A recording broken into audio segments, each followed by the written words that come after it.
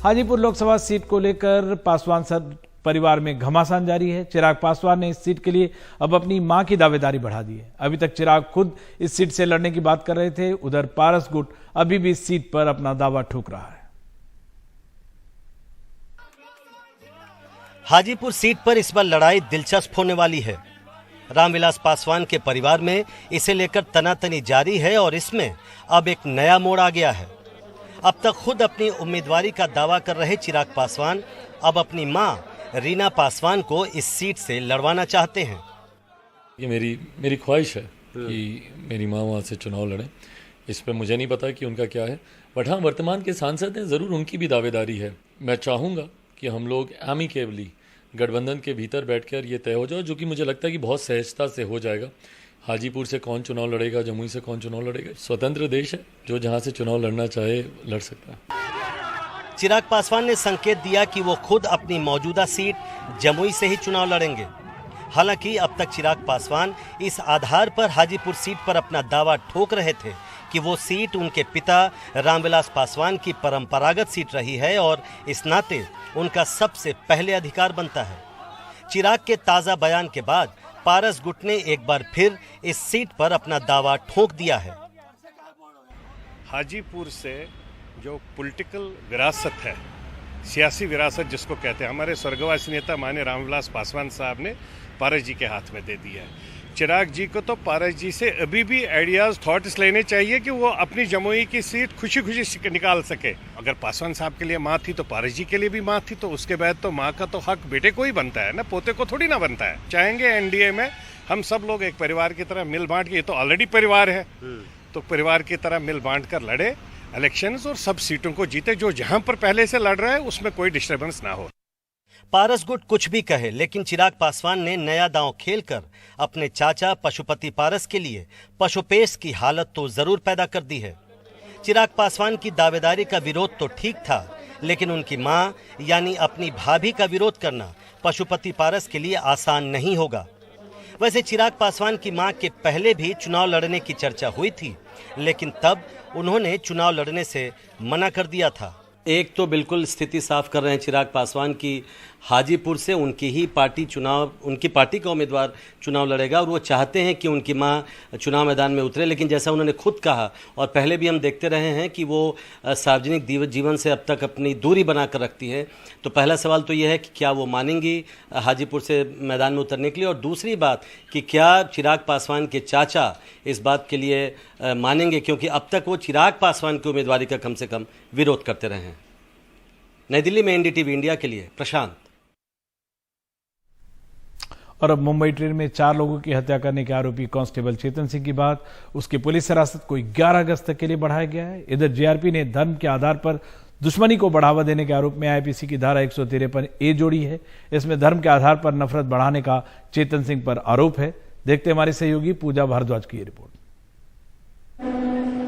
चलती ट्रेन में फायरिंग के आरोपी चेतन सिंह ने 4 में से 3 हत्याएं क्या मजहबी नफरत में की? इस बहस ने फिर से जोर पकड़ लिया है, क्योंकि आरोपी चेतन सिंह के खिलाफ अब धारा 153A जुड़ गई है। बोरीवली की राजकीय रेलवे पुलिस जीआरपी ने इस केस की एफआईआर में ये धारा जोड़ दी है। धारा 153A धर्म, जाति, जन्मस्थान, निवास, भाषा आदि के आधार पर विभिन्न समूहों के बीच दुश्मनी को बढ़ावा देने के आरोप में लगाई जाती है। उस पर पहले से ही आईपीसी की धारा 302 आर्म्स एक्ट और रेलवे एक्ट के तहत मुकदमा चल रहा है। सोमवार को आरोपी चेतन सिंह को अदालत में पेश किया गया, जहां उसकी पुलिस हिरासत को 11 अगस्त तक के लिए बढ़ा दिया गया है। जो घटना है उसके बारे में हमारा ये कहना है कि आरोपी की मानसिक स्थिति वो ठीक नहीं है। इसके लिए उसको मेडिकल करना, उसकी जांच करना बहुत जरूरी है। इसके लिए हमने कोर्ट को माननीय न्यायालय को विनती किया उसको जेसी किया जाए।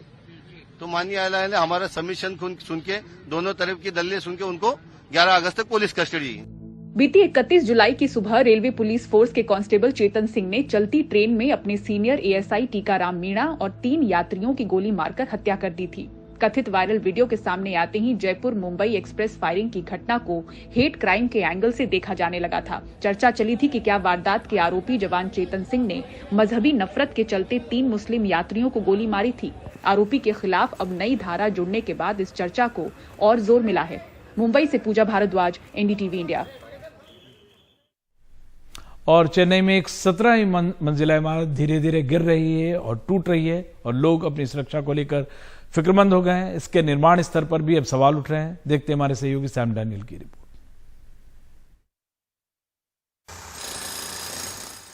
चेन्नई में 17 मंजिला रिहायशी इमारत तकरीबन 300 परिवारों का आशियाना टुकड़ों में गिर रही है। लोगों का कहना है कि उन्होंने 2016 में अपनी जिंदगी भर की जमा पूंजी को इन घरों में लगाया, लेकिन महज 1 साल के बाद ही खंभों और बीमों में दरारें नजर आने लगीं। छतों से कंक्रीट टपकने लगा। यहाँ रहने वाले लोग अपनी सुरक्षा को लेकर फिक्रमंद हैं। हमें डर है और अपनी सुरक्षा को लेकर चिंता है। हमारे बच्चे विदेशों में हैं, हमारी सुरक्षा को लेकर उनको ज्यादा फिक्र है। एक रिटायर्ड LIC एजेंट कुमार ने अपार्टमेंट के लिए 1 करोड़ से ज्यादा दिए हैं। वो चिंतित हैं। रसोई और डाइनिंग हॉल की छत की हालत उनको परेशान कर रही है। बहुत चिंता है। हर दिन छत नीचे आ रही है। हम डर के साए में सोते हैं।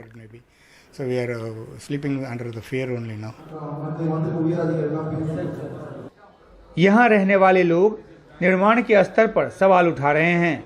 खारा पानी लोहे को नुकसान पहुंचा रहा है। उनका आरोप है कि बिल्डर ने बिना अनुभव वाले लोगों से काम करवाया, इसलिए मरम्मत के काम पर उनको कहीं ज्यादा खर्च करना पड़ रहा है। बिल्डर को जवाब देना चाहिए। हम 7 साल से कानूनी लड़ाई लड़ रहे हैं। इसका जल्द ही अंत होना चाहिए। पहले देखा जाएगा कि इस बिल्डिंग को रिपेयर किया जा सकता है कि नहीं। अगर हाँ, तो हमारी निगरानी में इसे रिपेयर किया जाएगा।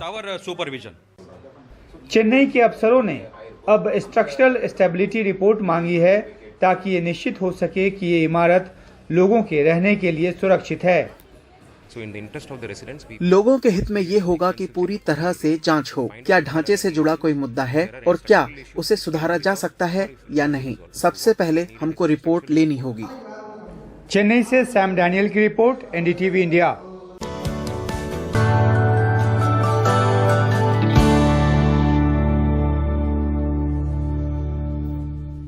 GSAT 24 सैटेलाइट का सोमवार को ऑफिशियल लॉन्च हुआ। इस सैटेलाइट की पूरी सर्विस 10 साल के लिए टाटा प्ले ने ले ली है।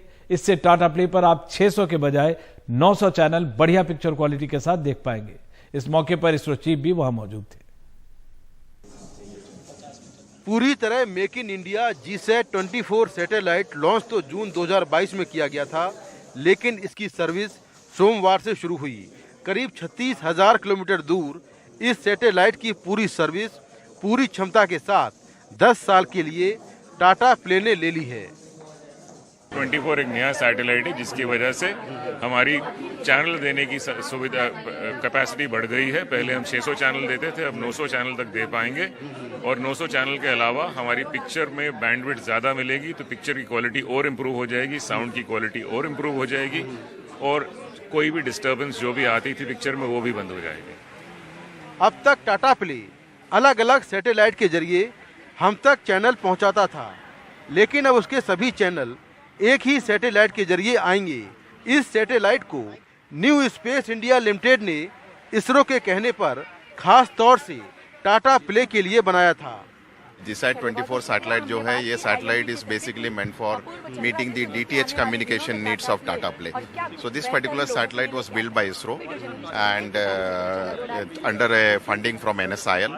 टाटा प्ले जो है उन्होंने ये सैटेलाइट की जो कैपेसिटी है, जो पूरी कैपेसिटी वो 10 साल तक उन्होंने उसको सिक्योर की है। इसके वजह से हमारे हमने जो इन्वेस्ट किया है उसमें we have a guarantee that we will be able to recover the revenue from whatever we are doing. I think दावा किया जा रहा है कि इससे आम लोगों को बहुत फायदा होगा।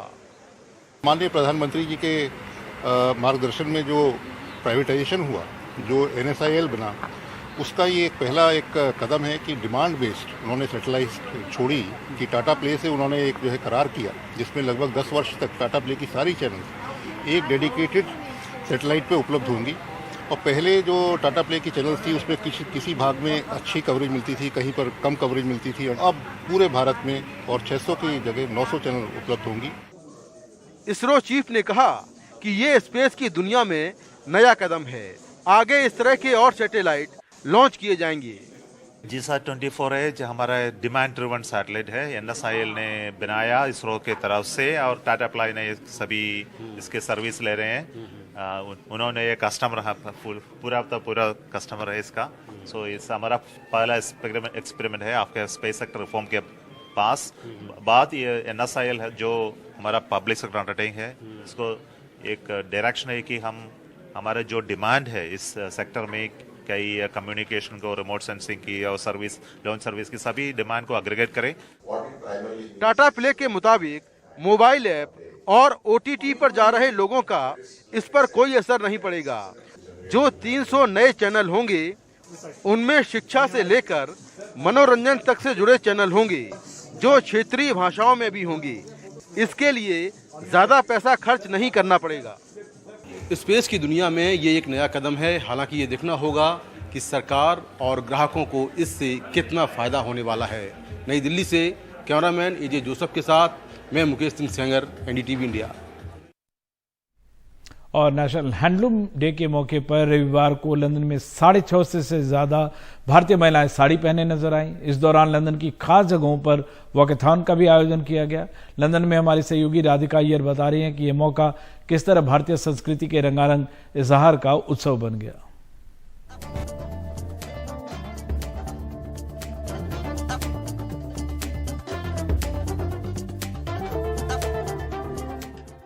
लंदन का दिल रविवार को भारतीय संस्कृति का रंगारंग कैनवास बन गया।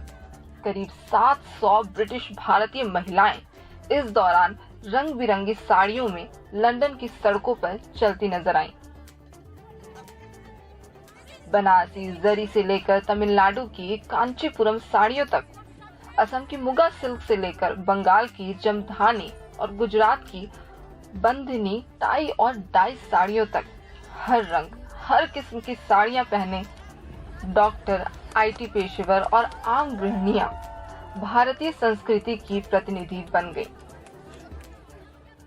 लंदन में रहते हैं, उत्तराखंड ने हमको बिल्कुल नहीं छोड़ा है। हम रिप्रेजेंट करते हैं अपना उत्तराखंड, हमारा गांव, हमारा गढ़वाल, हमारा हिमाचल प्रदेश, और we are so proud to be Garhwali women in the UK, absolutely smashing it here today. UP जो है आज प्रगति की कगार पे है इकोनॉमी में, इसलिए हमारी कॉटेज इंडस्ट्री, हमारी हैंडलूम को हमें प्रोग्रेस करना है, जिनमें यूपी एंड इंडिया है। आज मैंने ये साड़ी पहनी है, ये मेरी शादी में आई हुई साड़ी है जो मेरी मम्मी ने दी है। तो ये मेरी मम्मी का प्यार है और मेरे ससुराल का प्यार है। मैं इलाहाबाद एंड बनारस की हूँ, तो बनारसी साड़ी हमारे लिए स्पेशल होती है। लंदन के ट्राफलगर स्क्वायर शुरू हुआ वॉकथॉन पार्लियामेंट स्क्वायर पर भारत के राष्ट्रगान के साथ खत्म हुआ। इस दौरान ब्रिटिश भारतीय पुरुष भी अपनी पत्नियों का साथ देने में पीछे नहीं रहे। इनमें से कई हैंडलूम पर बने पारंपरिक कपड़ों में पहुंचे। लंदन का फैशन सीन तो बदल ही गया है। यहाँ पर हर एक साड़ी की एक कहानी है। जैसे कि यहाँ एक महिला है जो 35 ईयर ओल्ड, 30 साल से ज्यादा साड़ी अपनी माँ की पहनी है, और ये कल्चर बरकरार रहे, यही इनकी एक मैसेज है, ताकि हैंडलूम इंडस्ट्री इंडिया का जो है खादी और कारीगरी आगे बढ़े। राधिका अय्यर, सेंट्रल लंदन से, बिल्कुल पार्लियामेंट के पास, NDTV के लिए।